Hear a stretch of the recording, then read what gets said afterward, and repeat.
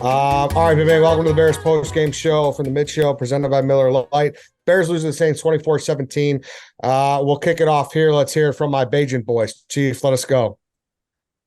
It worked out perfectly for morale to find out what we have about Justin Fields. He doesn't have to be looking over his shoulder. Tyson Bagent definitely does not deserve to start the next game. Everything worked out. I haven't changed my tune at all. I think it's just been, if you go back and read that original blog and listen to that first show, I haven't changed my tune. He does certain things better than Justin Fields. That is a fact. First half looked pretty good aside from the one interception. But now that he's had this abysmal second half, you're not going to have a divided locker room. You're not going to have a divided fan base. You won't have Justin Fields looking over his shoulder, provided that he can grip the football the right way. And it's just going to be his show for the rest of the year to find out exactly what we have in him, because I think what we have in Tyson Bagent, which is a pretty solid backup quarterback.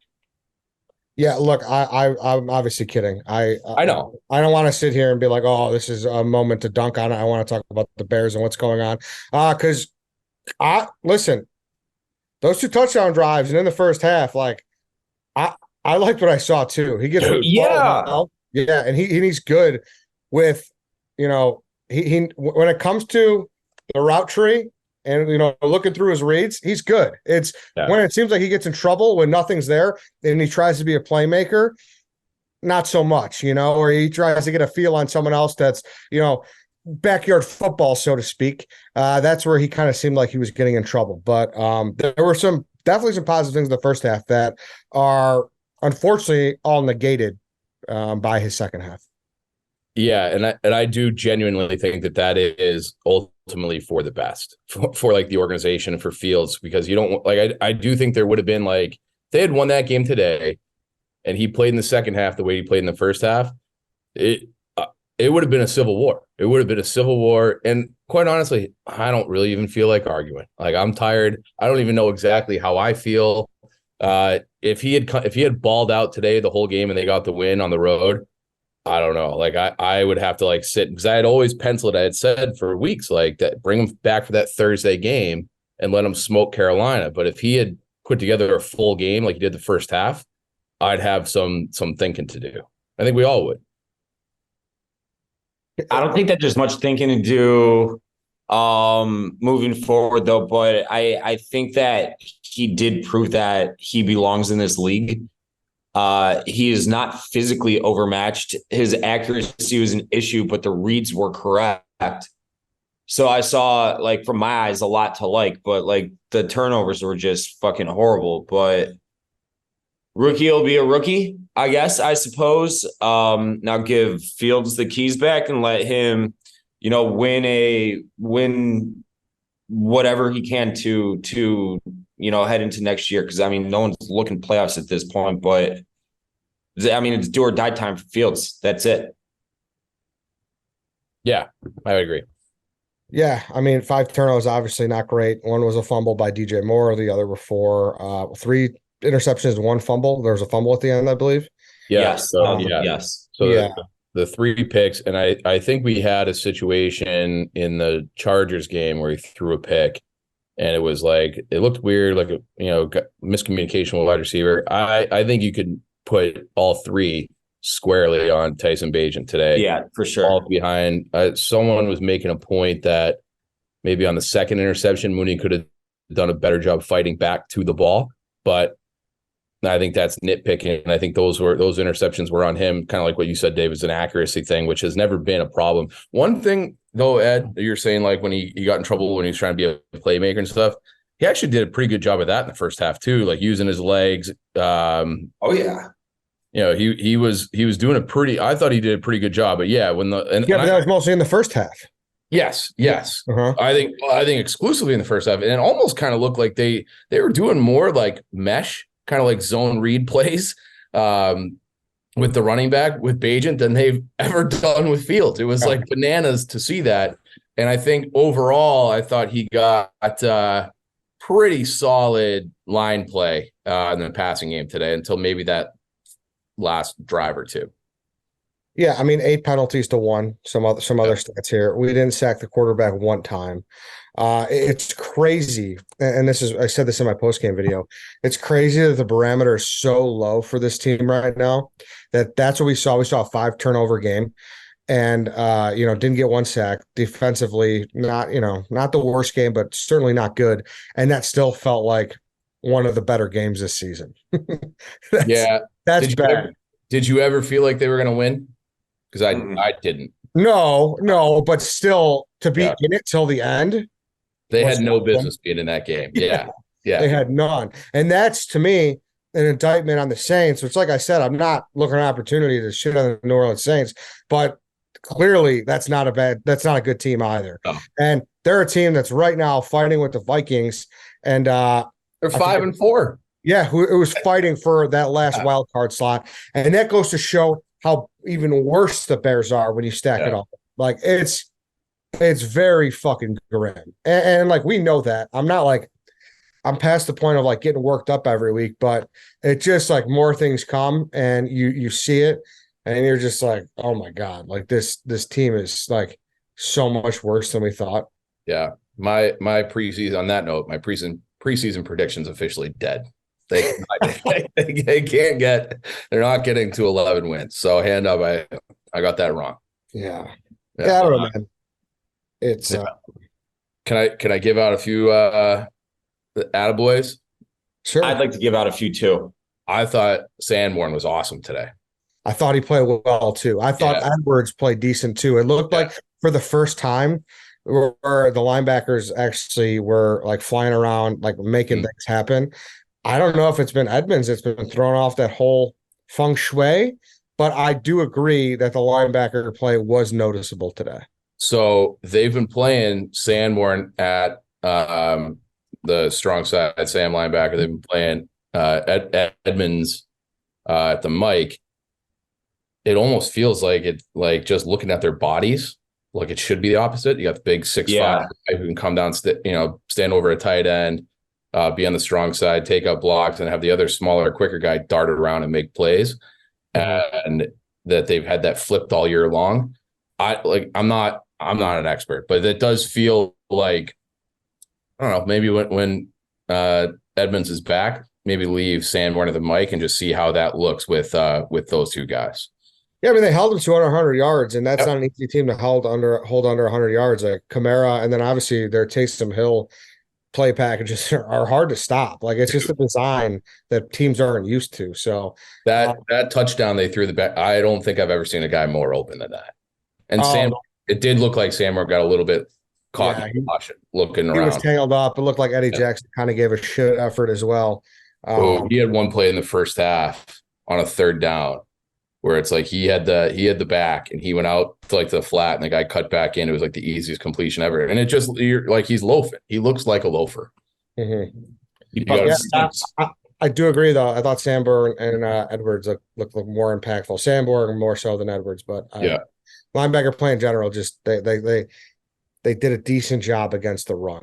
I wanted to give in attaboy to the entire offensive line as a unit. I thought that, especially in pass pro today, Bagent had plenty of time. Even on a few of the picks, there was like he looked like he was hanging back there like Patrick Mahomes does, sitting 8-9 seconds and trying to, kind of like look someone open. But in particular, until the last, I would say, quarter, Darnell Wright was an animal in run blocking. And I didn't know why they didn't keep giving the ball behind him to Dante Foreman, because that was wide open all day. He was getting like 3 yards of push on whoever was across from him. Yeah, and very noticeable right next to him like that. Looks like a decent tandem. And Jenkins too. Yes, there was I think it was a screenplay where Jenkins was out in the formation and he just gave a one-arm shiver to a defensive back's chest. And I'm like, he almost killed him. Like, he was like, it was just like the most innocuous, like standard one-arm block, and the guy just like dropped dead. So like they got like those two guys, like if you're looking to piece some things together, you would assume that you're comfortable with your right side of your offensive line, hoping for some health and development. But they those guys look pretty good today too. Yeah, there was specifically one drive where it seemed like Foreman was just like either keeping his feet, going, because he kind of tumbled over his feet a couple times, or one guy got him at the end where it seems like he could have broke it for a touchdown. But that drive in particular, the offensive line looked really strong. Cole Kmet had some good blocks on that drive. And speaking of that, I mean, that touchdown grab was pretty unbelievable. So that was filthy. And that one to me too, like when the ball left its hand, I'm like, oh, this is picked. Like this is throwing across your body across the field. And I'm like, oh boy, like this is a jump ball. And Cole is just like, no, dude, that was a perfect fucking pass. And it looked like he, you know what I'm saying? Found a rapport. Yeah. With Kmet in that first half. Even on the interception, he was looking for Kmet, which, it'd be nice if they had that sort of quarterback receiver relationship. But I got a question. Am I a hard ass for thinking DJ Moore should have caught that touchdown? He could have caught it. I don't know. Should is tough. Should tough. Could is. I mean, he had two. Not that big. Yeah. But he had two hands on it. Yeah. I don't know. To say he should, I think is a little strong, but like, you think he'd say should? Yeah, he's a competitor, especially since he fumbled that one. I think he should have caught it. Well, you sound like my dad. Touch it, you should catch it. Exactly. Yeah, that is a rule. Very much. Yeah. I'm sure DJ Moore's dad has said that to him. Yep. Yeah. I bet he got to the locker room and that was his text message. Yeah, from his dad. Yeah. I blew a game against Wheaton College one year, and we used to put our games on they still put all their games on the radio. And my dad will listen to them because he couldn't stomach going to see them in person. I blew the game, and I got back to the locker room with "You suck" a text message. That's all it said was "You suck." Nice. Yeah, well, I mean, that happens. That's what dads are for. Yeah. But as far as game breakdown, that's kind of a lot of it. Like that's obviously the turnover differential is pretty much a summary of the game. Yeah. Well, they had every opportunity in the world to win that game. It was only a one-score fucking game. Mm-hmm. Even when they missed the field goal at the end, you're like, are you kidding me? Like, we're going to get a drive here, and then we got two more plays. We doinked one, they doinked one. Carlos Santos, like obviously, I think he was probably due to miss one. So it's he did this last year too. I remember arguing about it with you guys. I was like, he's been pretty good this year, but like there was a turning point that you guys sniffed out the stink way quicker than I did. So we'll see if that one miss kind of snowballs into anything, because that is how it went last year. Did he come back and make one later though? He did, right? Yeah, he did. Yeah, he would have had to because he did. Yeah. Mm-hmm. Yeah. That's like the least of our worries, though. Yeah. Give a shit. Yeah. Yeah. It's a really bad team. I didn't see exactly how many snaps Sweat played for. He didn't have a sack. He was impactful at one point during the run game, I believe. Yeah. He had one really good hustle play too, chasing someone down from the opposite side. But I don't know, first game, bad team. Yeah. Agent cities, you're trying to find out where to move your shit. Like it's a lot going on. Staying at Claypool's house. Yeah, so I heard that. I heard that on the broadcast. But yeah, overall, it's like you could even kind of tell from the tone on this fucking post-game show where it's like apathy. Just the fact that what'd you say? Apathy, but not even like as much genuine disgust as there should be after a 5 turnover game, and because it was a 1 possession game. And like, don't get me wrong, like you're right. I never thought we were going to win, but the thought that we could possibly get one was enough. Yeah. And all things considered, when you got that D2 quarterback, rookies kind of everywhere on the offense. He had a lot of turnovers. I still like him. I like him too. I like him. Like he's got some moxie about it. That first half. That's when I was starting to get. I was genuinely nervous that he was too good. Like I was having the same thoughts. Yeah. Like I was really like enjoying what I was seeing from him. Mm-hmm. It was awesome. Yeah. And I was he's proven he has that in him for spurts of a few drives here and there. Who knows? Maybe he can turn that into like a complete thing. I think it's still an element of the unknown with him that he could be better than a backup. He probably won't be, but we don't know that. Well, And what's the we old know what cliche, Fields Dave? is. What's the old cliche? Young players don't get better; they just get more consistent. So, Yeah. So could he figure out a way to, stretch one half into three quarters, and then maybe you win a game? Like, I don't know. I mean, he already did win a game, two games, No, right? no, 2, 1, 2, One I and don't know, two. whatever. Yeah. 1 and 2. Yeah, I was getting ready to come on this podcast and to be like, oh wow, like it was going to be reversed. You guys were going to give me shit, but I would have loved to do that, but I didn't. I don't know. I would have been too nervous to do that. I think because I think this is the best case scenario. Like, yeah, and I agree though. Like him using his legs more, I don't know why he didn't do that against LA more. And I know like it's more fresh in my head because if you watch the stream, I had him over 11.5 rush yards. It's like, oh, that's easy. And today, like he's good with his legs. Like he should be looking at 70 yards rushing. Yeah. Yeah, he was on pace for 300 yards passing, 4 tutties, and 100 yards on the ground at halftime. Yeah. So like I get what you're saying from that perspective, but to me it was like whenever the route was done and it was like, all right, I still got more time because the offensive line did hold a good pass pro. Yep. That's where he would like look to like try to sneak one in, and it like always kind of got picked off. So yeah, I don't know. Or at least one of them was that way. Totally. But it's like you also don't even, I still have Fields in my brain too, where it's like I kind of just appreciate a guy who just has his eyes downfield. Yeah, I mean, you're right. It was nice to watch a guy who, like, you could tell is genuinely he's just playing. He's going through his reads, and it boom out. Yep. Whereas, like we say all the time, you could see Justin Fields think from just watching him on television, and it is refreshing seeing that with Bagent. I am totally on your side with that. We need a Freaky Friday situation. Yeah. That we would have the greatest quarterback of all time if we can just put his brain into Fields' body. We'd have no issues.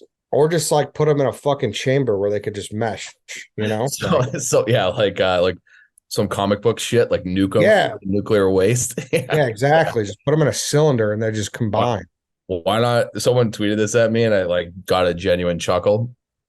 I don't think it's like the worst idea I've ever heard, but put them both out there and have Fields do some Tyson Hill shit and just see if we could you want to do backyard football? Hey, we're playing with 2 quarterbacks. You don't know what's coming. Just have some fun for the rest of the year. Yeah, man. I don't know. We'll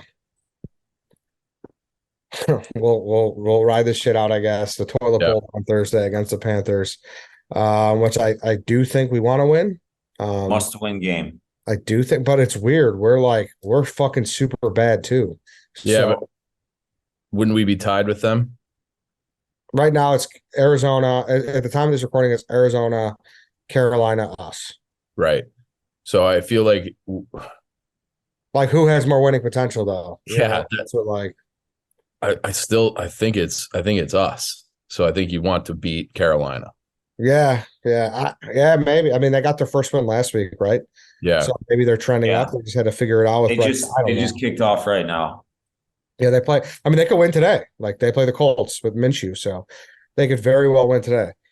But yeah, I don't know. I guess we'll preview that on Wednesday and whatnot. Mm-hmm. I guess maybe this might be a good opportunity because we didn't get the chance about the Sweat deal. Any other thoughts? There were a lot of takes going on about us giving him 4 years, $98 million. Can I just say I don't understand the NFL salary cap fucking. Yeah, I don't either. So I think the guaranteed number was also pretty high. I don't know. You need guys. You need bodies. And I think, Ed, you said this last week when they were talking about trading Jalen Johnson, where it's like, and they had traded Roquan. They had, trading away these guys. You got at some point, you got to start building guys that can be a part of a unit in the future. And now you at least have one guy. If he lives up to that, like who knows? And the money, I don't fucking know. But I like the fact that was a position of need, and it still probably is on the other side. But they have one more guy than they did before for next year. So if you're looking at next year, it's like I like Gordon too. I would give him an attaboy today. I thought he was pretty good. Gordon, Stevenson, the linebackers, and then this as a whole was fine today. Yeah. He let up a touchdown, but I mean, he did some things well, but Are you talking Gordon? yeah. Yeah. I think he should be a safety. I really do. I know I've said that before, but Yeah. like he sees the field well. He makes good plays on the ball. He's physical in the running game. Like he's a good athlete. I feel like he could be, Devin McCourty made that switch. Rod Woodson made that switch from corner to safety to free safety. Eddie Jackson's not long for this town at this point. I wouldn't hate that experiment next training camp. See if he can do it. Yeah. I don't know. We'll see. I think obviously the Bears have a lot of cap space, and even with this deal, they still have more cap space heading into this offseason. So I really don't. I'm really not as concerned about the money as a lot of people are. Yeah. I just want him to be worthy of that second round pick. Like if it happens and obviously it's a big cap hit, like then it's worth it. Yeah. But like if it's like even questionable, then you're just you're Years in a row. Yeah. Yeah. I will say, I mean, obviously I was familiar with him. Bears have played Washington a few times. You just catch different things here and there. Seeing him like in warmups, like he's an all-time getting off the bus guy. Like, Oh yeah. long arms, fucking jacked. He looks good getting off the bus. Like that's how you want your D lineman to look, is big, mean, scary, his muscles on top of muscles. Like he certainly looks the part. I hope he, when he gets settled in, everything, he becomes like that. Like, all right, this is our Pro Bowl, this is our game wrecker kind of guy. Like we're gonna our fuck shit up. Remember that quote from Gary Payton talking about Dennis Rodman on The Last Dance? He's like, fuck shit up guy. The fuck shit up guy. Yeah. Bears need some fuck shit up guys. And I hope Sweat's that kind of game record fuck shit up guy for this defense going forward. Yeah, because like look at if that contract was given out at the beginning of the season, it's like, hey, we need a fucking edge rusher. You're fine with it, right? Yeah. But it's the fact that we gave up a second rounder, that's the thing that people are concerned about, and rightfully so. But if you don't make that deal, then obviously whoever does make that deal gets the opportunity for the extension, and he signs with them probably on the spot. So I get the logic by Ryan Poles. He just hopefully got the right guy this time that he didn't get last year. Yeah. And I think that's why we're battered and thinking the worst. So it's very valid that like I don't know when this team is going to be ready to compete. I don't know what's going to happen with the quarterback position. I don't know what's going to happen with the roster as a whole, because we need a whole lot of better players if we want to go anywhere. So, and we need a coach. So, and they need a coach, and then a second round pick it's obviously like valuable currency. They're going to have 2 picks in the top 10, so that does mitigate some of that draft capital loss. When you would hope one way or another they come out of that with 2 impact players. If you're picking 2 guys in the top 10, they better be guys. Yeah, sure. And that offsets, for me at least, some of losing a second round pick. Yeah, for sure. So, all right, on that note, we could wrap it up. Obviously, we'll be live on Tuesday, and then we'll be back at it on Thursday with the Thursday episode. We'll be previewing the Bears Panthers game that everyone's excited for. Before we go though, shout out to Miller Lite like we always do. As you can hear, White Sox Dave has a frog in his throat from a nice night at the charity event Wish Fest at the Salt Shed. There were Miller Coors products all over the place. I know I was ripping Miller's the whole night. So shout out to Miller, man. Regardless if it's during a Bears game, a charity event, a concert, Miller Lite was always there for us. Yeah, I had a few stoolies. Like I was on my way to the bathroom, and they're like, "Oh, hey, can we get a picture?" And then he just like took a Miller Lite out of his pocket and handed it to me. That was nice. That was a nice gesture. And paying it forward. Exactly, Dave. You took the words out of my mouth. A whole event about paying it forward. I didn't want to have to wait in that line. This guy goes, "Hey, man, here's this Miller Lite." It was great. Yeah, and you could get them delivered right to your hand if you go to MillerLite.com/redline, or you could find them pretty much anywhere that they sell beer. So make sure you celebrate responsibly. Miller Brewing Company, Milwaukee, Wisconsin. 96 calories, 3.2 carbs per 12 ounces. On that note, I think we're good to go, unless anyone has anything else. No, I got. You got Bedard. How many games left, Ed? So we're 2-7. So 9. So 9 down. 8 games left. 8 games left. 9 weeks.